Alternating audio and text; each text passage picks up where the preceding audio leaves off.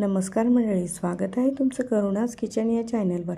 तर आज आपण बनवणार आहे माझ्या घरच्या शेतातले आईने टोमॅटो पाठवले होते, तर त्याच्यापासून मी टोमॅटो सॉस इथे तयार केलेला आहे।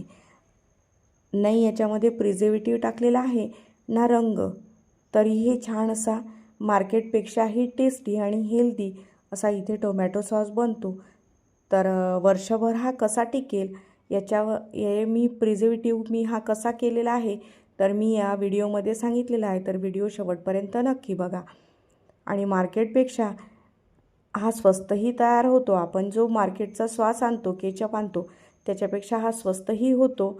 आणि मार्केटच्या सॉसमध्ये टोमॅटो कमी आणि प्रिझर्वेटिव्ह आणि रंगच भरपूर असतो।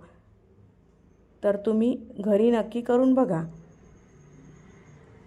कमी वेळेत आणि कमी साहित्यात खूप छान असा इथे टोमॅटो सॉस तयार होतो। तर लाल असे टोमॅटो मी यातले घेतलेले आहेत, छान स्वच्छ धुवून घ्यायचे आणि याचे जाडसर असे तुकडे करून घेणार आहे, कारण की आतमध्ये जर किडलेला वगैरे असला तर आपल्याला कळतो।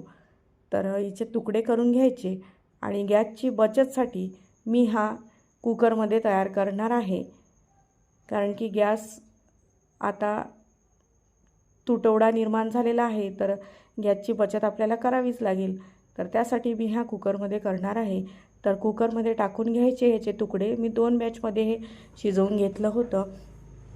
तर याच्यामध्ये कलरसाठी मी बीट टाकलेला आहे। बीट हे हेल्दी पण असतं खाण्यासाठी आणि रंगही छान येतो। टोमॅटो केचपला रंग इतका छान आलेला आहे, तर तुम्ही बघू शकता, इतका छान आणि इतका टेस्टी झालेला आहे। मार्केटपेक्षा तर अतिशय उत्तम हा इथे तयार झालेला होता। तर बघू शकता इथे मी बीट कापून घेतलं, जाडसर असं तुकडे करून घेतले। लवंग, मिरे आणि तेजपान आणि दालचिनी याच्यामध्ये टाकून घ्यायची। लसूण टाकून घेतलेला आहे। तुम्ही याच्यामध्ये कांदा पण टाकू शकता, पण मी इथे कांद्याचा वापर केलेला नाही। आणि कुकरला 3 शिट्ट्या करून घ्यायच्या। याच्यामध्ये पाण्याचा वापर केलेला नाही आहे आपण। आणि हे सगळे खडे मसाले आपण शिजल्यावर काढून घेणार आहे आणि थंड करून घ्यायचं। एका कोपरमध्ये टाकून घेतलं आणि मी हे थंड करून घेतलं। प्लीज थंड करून मिक्सरला वाटून घ्या, नाहीतर हे वर उडवू शकतं। आणि छान असं बारीक वाटून घ्यायचं आणि पुरणाच्या चाळणीने आपण हे गाळून घेणार आहे, म्हणजे याच्यातल्या बिया वगैरे सगळे निघून जातात। म्हणजेच आपल्याला हा वर्षभर टिकण्यास मदत होते आणि बिया जर राहिल्या तर फंगस होण्याची शक्यता जास्त असते। तर बिया याच्यातल्या काढून घेणार आहे आपण। बघू शकता मला हे 5 किलोमध्ये एवढ्या बिया निघलेल्या आहे याच्यामधल्या।